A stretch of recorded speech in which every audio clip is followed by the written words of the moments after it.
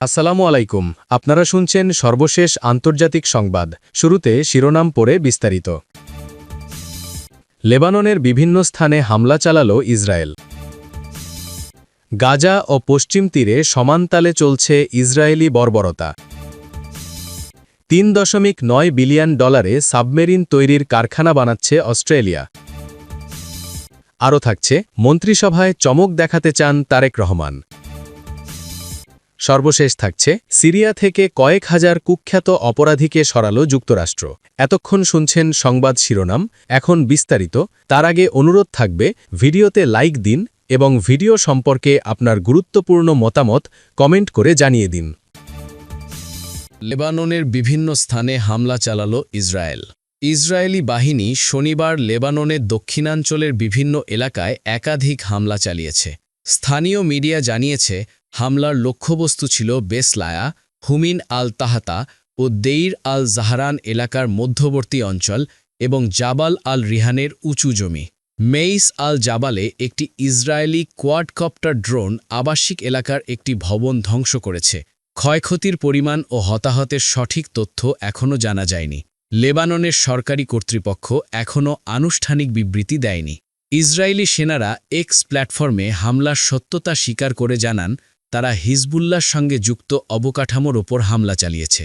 মার্কিন চুক্তিভিত্তিক সাময়িক অস্ত্রবিরতি ২৭ নভেম্বর ২০২৪ থেকে কার্যকর থাকলেও ইসরায়েল দক্ষিণ ও পূর্ব লেবানন এবং বেইরুটের দক্ষিণাঞ্চলে অভিযান চালিয়ে যাচ্ছে। ইউএনআইএফআইএল-এর শান্তিরক্ষা সদস্যরা জানিয়েছেন, চুক্তির পর থেকে ইসরায়েলি বাহিনী ১০,০০০-এর বেশি নিয়ম লঙ্ঘন করেছে। লেবাননের স্বাস্থ্য মন্ত্রণালয় বলেছে, একই সময়ে প্রায় ৩৪০ জন নিহত ও ৯৭০-এর বেশি আহত হয়েছে, যাদের মধ্যে নারী ও শিশু আছে। গাজা ও পশ্চিম তীরে সমানতালে চলছে ইসরায়েলি বর্বরতা।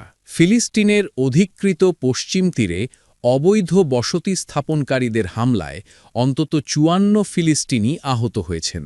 একের পর এক ইসরায়েলি হামলায় যুদ্ধবিরতির লঙ্ঘনে গাজার যুদ্ধবিরতির দ্বিতীয় ধাপ বাস্তবায়ন আটকে আছে বলে দাবি করেছেন বোর্ড অফ পিসের কর্মকর্তারা। স্থানীয় সময় শুক্রবার ১৩ ফেব্রুয়ারি পশ্চিম তীরে অবৈধ বসতি স্থাপনকারীদের হামলায় অর্ধশতাধিক ফিলিস্তিনি আহত হন। তালফিত ও তুরমুস আইয়ায় ঘরবাড়ি ও জলপাই গাছ ভাঙচুর করা হয়। জাতিসংঘের হিসেবে গত অক্টোবর থেকে এখন পর্যন্ত ১,০০০-এর বেশি ফিলিস্তিনি নিহত হয়েছেন। মার্কিন প্রেসিডেন্ট ডোনাল্ড ট্রাম্প প্রতিষ্ঠিত গাজা শান্তি পরিষদের সদস্য নিকোলাই ম্লাদেনোভের দাবি, ইসরায়েলের নিরন্তর হামলায় গাজা পুনর্গঠন কমিটি কাজ শুরু করতে পারছে না। কমিটির সদস্যরা মিশরে দেখা করলেও এখনও গাজায় ঢোকা সম্ভব হয়নি। তার দাবি, চুক্তির দ্বিতীয় ধাপে হামাসের নিরস্ত্রীকরণ ও আন্তর্জাতিক নিরাপত্তা বাহিনী মোতায়েনের কথা আছে, কিন্তু হামাস অস্ত্র ছাড়েনি, নিরাপত্তা বাহিনীও মোতায়েন হয়নি। ফিলিস্তিনের president Mahmoud Abbas African union সম্মেলনে বলেন, ইসরায়েল যুদ্ধবিরতির দ্বিতীয় ধাপ বাস্তবায়নে বাধা দিচ্ছে। তিনি প্রশাসনিক কমিটিকে গাজায় কাজ করতে দিতে তেল আবিবের প্রতি আহ্বান জানান। গাজা ও পশ্চিম তীরকে এক প্রশাসনের অধীনে আনার দাবিও তোলেন আব্বাস। এদিকে গাজা পুনর্গঠনে গঠিত ট্রাম্পের বোর্ড অফ পিসে বড় অঙ্কের অর্থের প্রতিশ্রুতি এসেছে। সংযুক্ত আরব আমিরাত ও যুক্তরাষ্ট্র $১০০ কোটি বেশি সহায়তা দেবে বলে জানিয়েছে। বিশ্বব্যাংক ও জাতিসংঘ বলছে, পূর্ণ পুনর্গঠনে প্রয়োজন $৫০ বিলিয়ন বেশি। বোর্ডের সনদে বলা আছে, $১ বিলিয়ন বেশি অর্থ দিলে বোর্ডে স্থায়ী সদস্যপদ মিলবে। ইউরোপের কিছু দেশ এতে যোগ না দেওয়ার সিদ্ধান্ত নিয়েছে। $3.9 বিলিয়ন সাবমেরিন তৈরির কারখানা বানাচ্ছে অস্ট্রেলিয়া। অস্ট্রেলিয়া সরকার তাদের নৌবাহিনীকে শক্তিশালী করতে অস্ট্রেলিয়া, যুক্তরাজ্য ও যুক্তরাষ্ট্র চুক্তির আওতায় পারমাণবিক শক্তিচালিত সাবমেরিন তৈরির সিদ্ধান্ত নিয়েছে। এই লক্ষ্যে তারা বিশাল অঙ্কের টাকা বিনিয়োগ করছে। দক্ষিণ অস্ট্রেলিয়ার অ্যাডিলেডে একটি অত্যাধুনিক জাহাজ নির্মাণ কেন্দ্র শিপইয়ার্ড তৈরির জন্য সরকার প্রাথমিকভাবে 3.9 বিলিয়ন অস্ট্রেলিয়ান ডলার বরাদ্দ করেছে। প্রধানমন্ত্রী একে ডাউন পেমেন্ট হিসেবে উল্লেখ করেছেন। আগামী কয়েক দশকে এই সাবমেরিন নির্মাণ প্রকল্পের মোট ব্যয় হতে পারে প্রায় 30 বিলিয়ন অস্ট্রেলিয়ান ডলার। এই চুক্তির মাধ্যমে অস্ট্রেলিয়া তাদের সাবমেরিন বহরকে আধুনিক করতে চায়। 2027 সাল থেকে মার্কিন যুক্তরাষ্ট্রের কিছু সাবমেরিন অস্ট্রেলিয়ায় অবস্থান করবে।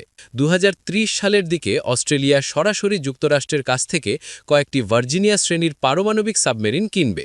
সবশেষে ব্রিটেন ও অস্ট্রেলিয়ার কোম্পানিগুলো বে সিস্টেম এবং এএসসি মিলে যৌথভাবে একটি সম্পূর্ণ নতুন প্রযুক্তির সাবমেরিন তৈরি করবে।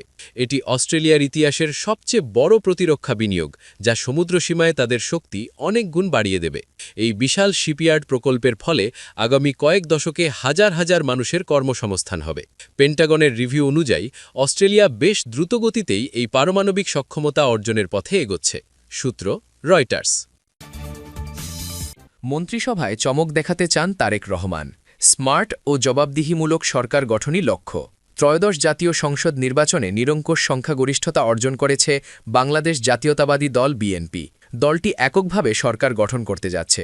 আগামী মঙ্গলবার সকালে সংসদ সদস্যদের শপথ পড়াবেন প্রধান নির্বাচন কমিশনার সিইসি। একই দিনে নতুন সরকারের শপথ গ্রহণ অনুষ্ঠান হতে পারে বলে জানা গেছে। বিএনপি চেয়ারম্যান তারেক রহমান বগুড়া 6 ও ঢাকা 17 আসন থেকে বিপুল ভোটে বিজয়ী হয়েছেন এবং তিনি বাংলাদেশের প্রধানমন্ত্রী হচ্ছেন, এটা প্রায় নিশ্চিত। বিএনপি নেতারা বলছেন, তারেক রহমানের নেতৃত্বে নতুন ভোরের অপেক্ষায় বাংলাদেশ। 17 বছরের নির্বাসন কাটিয়ে দেশে ফেরা তারেক রহমান এবার একটি স্মার্ট ও জবাবদিহিমূলক সরকার গঠন করতে চান। তার মন্ত্রিসভায় নতুন মুখের পাশাপাশি পুরনো মুখও স্থান পাবে, যা হবে ইনক্লুসিভ এবং ইউনিক। বিশ্লেষকদের মতে 24-70 নতুন বাংলাদেশে তরুণ প্রজন্মের চাহিদাকে গুরুত্ব দিয়ে দেশ পরিচালনা করতে হবে। সেই জায়গা থেকে তারেক রহমান এবারের মন্ত্রিসভায় অভিজ্ঞ প্রবীণ নেতাদের পাশাপাশি রাজপথের ত্যাগী এবং দক্ষ তরুণদের সংমিশ্রণ দেখা যেতে পারে। আর এটি হলে তারেক রহমানের জন্য সরকার ও দেশ পরিচালনা অত্যন্ত সহজ হবে। বর্তমানে সরকারের মন্ত্রণালয় বিভাগ রয়েছে 58টি, তবে মন্ত্রিসভার আকার ছোট হবে। সদস্য সংখ্যা 30 জনের বেশি হবে না। এদিকে নতুন সরকারে কারা মন্ত্রী, প্রতিমন্ত্রী বা উপমন্ত্রী হচ্ছেন তা নিয়ে জনমনে ব্যাপক আগ্রহ দেখা দিয়েছে। বিএনপির হাইকমান্ড চায় নবীন প্রবীণের সমন্বয়ে নতুন মন্ত্রিসভা গঠন করতে। পাশাপাশি সংসদ সদস্য নন, কিন্তু মেধাবী, অভিজ্ঞ এবং দেশ বিদেশে নিজ নিজ পেশায় প্রতিষ্ঠিত এমন বেশ কিছু নেতাকে টেকনোক্র্যাট কোটায় মন্ত্রী করা হতে পারে। তবে মন্ত্রিসভার আকার কেমন হবে তা এখনই নির্দিষ্টভাবে কেউ বলতে পারছেন না। এ নিয়ে এরই মধ্যে BNP chairman Tarique Rahman senior নেতাদের সঙ্গে আলাপ আলোচনা শুরু করেছেন। তবে কে কোন মন্ত্রণালয়ের দায়িত্ব পাচ্ছেন জানা যাবে তা শপথের পর। বিএনপির বিশ্বস্ত সূত্র জানায়, ত্রয়োদশ সংসদ নির্বাচনের পরদিন শুক্রবার সন্ধ্যার পর সিনিয়র নেতারা দলের চেয়ারম্যান তারেক রহমানের সঙ্গে তার গুলশান কার্যালয়ে দেখা করেন এবং ফুল দিয়ে শুভেচ্ছা জানান। পরে সিনিয়র নেতাদের সঙ্গে বৈঠক করেন দলের চেয়ারম্যান। বৈঠকে তারেক রহমান সিনিয়র নেতাদের পরামর্শ নেন। বিশেষ করে মন্ত্রিসভায় কারা থাকতে পারেন তা নিয়ে পরামর্শ করেন তিনি। এছাড়া সংসদ সদস্যদের শপথ, মন্ত্রিসভা গঠন সহ নির্বাচনের সার্বিক বিষয় নিয়ে ওই বৈঠকে আলোচনা হয়। এ বিষয়ে বিএনপি মহাসচিব মির্জা ফখরুল ইসলাম আলমগীর গতকাল কালবেলাকে বলেন, নতুন মন্ত্রিসভা নিয়ে আমরা আলোচনা করছি। এবারের মন্ত্রিসভা কেমন হবে তা এখনই নির্দিষ্টভাবে বলা কঠিন, তবে ভালো কিছু হবে ইনশাল্লাহ। এজন্য অপেক্ষা করতে হবে। মন্ত্রিসভার সম্ভাব্য মুখ যারা। নতুন মন্ত্রিসভায় গুরুত্বপূর্ণ মন্ত্রণালয়ের জন্য আলোচনায় আছেন ঠাকুরগাঁও 1 আসনে নির্বাচিত বিএনপি মহাসচিব এবং সাবেক মন্ত্রী মির্জা ফখরুল ইসলাম আলমগীর। তবে তাকে রাষ্ট্রপতি করার বিষয়টিও আলোচনায় রয়েছে।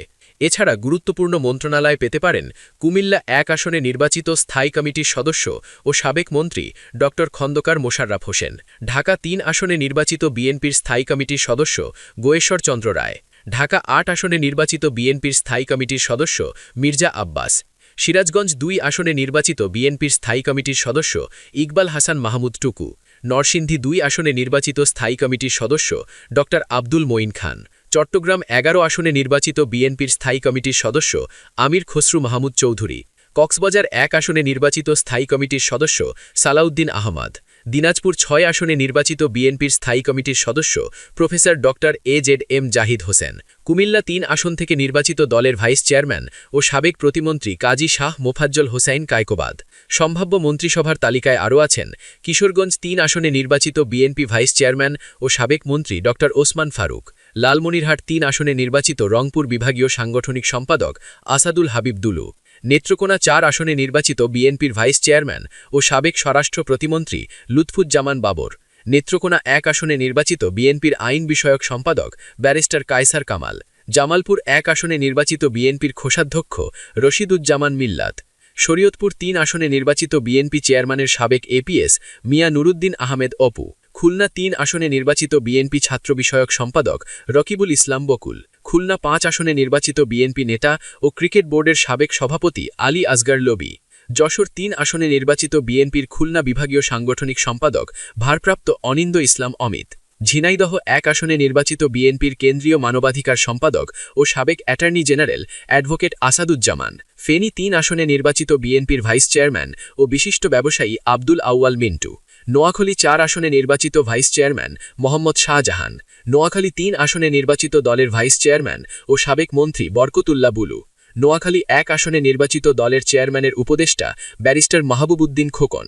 লক্ষ্মীপুর 3 আসনে নির্বাচিত বিএনপির যুগ্ম মহাসচিব শহীদউদ্দিন চৌধুরী অ্যানি। নরসিংদী 1 আসনে নির্বাচিত বিএনপির যুগ্ম মহাসচিব খায়রন কবির খোকন।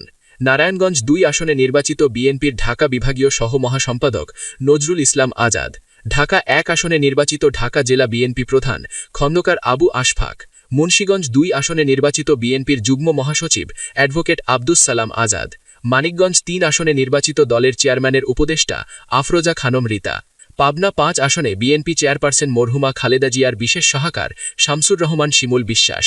টাঙ্গাইল 2 আসনে নির্বাচিত বিএনপির ভাইস চেয়ারম্যান আব্দুস সালাম পিন্টু। টাঙ্গাইল 5 আসনে নির্বাচিত বিএনপির প্রচার সম্পাদক সুলতান সালাউদ্দিন টুকু। মাগুরা 1 আসনে নির্বাচিত জেলা বিএনপির সদস্য সচিব মনোয়ার হোসেন মনো। সিরিয়া থেকে কয়েক হাজার কুখ্যাত অপরাধীকে সরালো যুক্তরাষ্ট্র। সিরিয়া থেকে কয়েক হাজার কুখ্যাত অপরাধীকে সরিয়ে নিয়েছে যুক্তরাষ্ট্র। মাত্র 23 দিনের অপারেশনে দেশটি থেকে 5,700-র বেশি প্রাপ্তবয়স্ক পুরুষ আইএসআইএস দায়েশ যোদ্ধাকে ইরাকে সরিয়ে নেওয়া হয়েছে।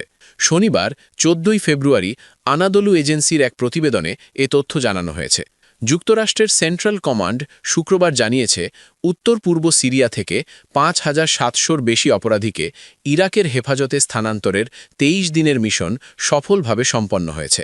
গত 21 জানুয়ারি শুরু হওয়া এই স্থানান্তর কার্যক্রম 12 ফেব্রুয়ারি রাতে সিরিয়া থেকে ইরাকে শেষ ফ্লাইটের মাধ্যমে সম্পন্ন হয়। সেন্টকমের বিবৃতিতে বলা হয়, মার্কিন বাহিনী আটক ব্যক্তিদের নিরাপদ কারাগারে রাখার লক্ষ্যে সফলভাবে তাদের ইরাকে পৌঁছে দিয়েছে। তাদের আটক অবস্থা নিরাপদ রাখতে এমন পদক্ষেপ নেওয়া হয়েছে। CENTCOM commander admiral Brad Cooper বলেন, স্থল ও আকাশপথে অত্যন্ত চ্যালেঞ্জিং এই মিশন পেশাদারিত্ব ও আঞ্চলিক অংশীদারদের সহযোগিতায় সফলভাবে সম্পন্ন করার জন্য যৌথ বাহিনীকে অভিনন্দন। আটক ব্যক্তিদের স্থানান্তর আঞ্চলিক নিরাপত্তার জন্য গুরুত্বপূর্ণ। এ বিষয়ে ইরাকের নেতৃত্ব ও স্বীকৃতির জন্য আমরা কৃতজ্ঞ। প্রতিবেদনে বলা হয়েছে, এই মিশনের পরিকল্পনা, সমন্বয় ও বাস্তবায়নে নেতৃত্ব দিয়েছে সিজেটিএফ ওআইআর। সিজেটিএফ ওআইআর-এর commander major general Kevin Lambert বলেন, জোট বাহিনীর অসাধারণ কাজের জন্য আমি অত্যন্ত গর্বিত।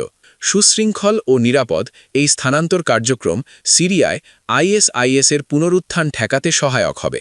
উল্লেখ্য, 2014 সালে আইএসআইএস-এর বিরুদ্ধে লড়াইয়ে অংশীদার বাহিনীকে পরামর্শ, সহায়তা ও ক্ষমতা বাড়াতে সেন্টকম সিজেটিএফ ওআইআর গঠন করে। 2019 সালে জঙ্গি গোষ্ঠীটি ভৌগোলিকভাবে পরাজিত হলেও আঞ্চলিক নিরাপত্তা নিশ্চিত করতে এখনও যৌথ তৎপরতা অব্যাহত রয়েছে।